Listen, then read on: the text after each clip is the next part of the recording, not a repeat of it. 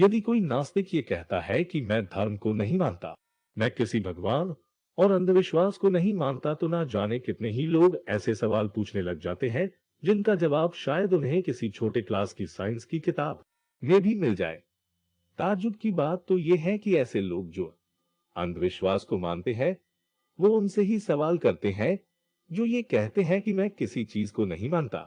खैर, आज मैं ये 3 सवाल पेश करूंगा जो कहीं न कहीं भगवान के अस्तित्व को चुनौती देते हैं और ये बताते हैं कि भगवान महज इंसानों को कल्पना ही है और सभी को सोचने पर मजबूर कर देती है कि ये सारे धर्म ग्रंथ इंसानों द्वारा ही बनाए गए और लिखे। पहला सवाल, यदि कोई धर्म ये कहता है या किसी धर्म के ग्रंथ ये कहते हैं कि उनके ईश्वर ने ये दुनिया, ये ब्रह्मांड और इंसानों को बनाया है, तो विश्व के सभी लोग उसी ईश्वर और उसी धर्म को क्यों नहीं मानते? दुनिया में इतने धर्म और इतने धर्म ग्रंथ क्यों? और क्या उसने ये जानबूझकर किया? अगर हाँ, तो फिर वो चाहता था कि मानवता अपने अपने धर्म और ईश्वर के लिए आपस में लड़े, हिंसा करे और धर्मों के वजह से ना जाने कितनी जंगें हुई और होती रहेगी। तो उसने ऐसा क्यों किया?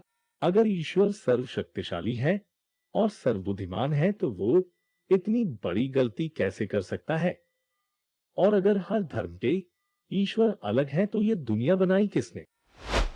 दूसरा सवाल, गीता में कहा है, तो ये नर्क और स्वर्ग का चक्कर क्या है? अगर न आत्मा को कोई शस्त्र काट सकता है और न कोई आग उसे जला सकती है, तो ये गरुड़ पुराण में बताई गई बातें क्या झूठी है, जिसमें न जाने कितनी ही सजाएं है, जिसमें व्यक्ति को आत्मा को काट कर खौलते तेल में डाल और जानवरों के पैरों तले दबाकर यातनाएं दी जाती है। क्या उन्हें नहीं पता कि आत्मा को न तो काटा जा सकता है और न कोई आग उसे जला सकती है? खैर, अगर ये सजाएं दी भी जाती है, तो क्या उन्हें नहीं पता जब शरीर ही नहीं होगा तो दर्द कैसे हो सकता है? दर्द और भूख और ये जितनी भी चीजें हैं, ये तो शरीर को ही होती है, न कि आत्मा को। आत्मा तो अभौतिक चीज है। तीसरा सवाल, ये एक पैराडॉक्स है जो भगवान के सर्वशक्तिमान होने पर सवाल पैदा करता है। अगर ईश्वर सर्वशक्तिमान है, तो क्या वो एक ऐसा पत्थर बना सकता है जिसे इस पूरे ब्रह्मांड में कोई भी न उठा पाए, खुद ईश्वर भी नहीं? और अगर ईश्वर ऐसा पत्थर बना लेता है जो वो खुद भी न उठा सके, तो वो सर्वशक्तिमान कैसे हुआ जो एक पत्थर भी नहीं उठा सकता? और अगर उठा लेता है, तो वो सर्वशक्तिमान कैसे हुआ जो एक ऐसा पत्थर भी नहीं बना सकता?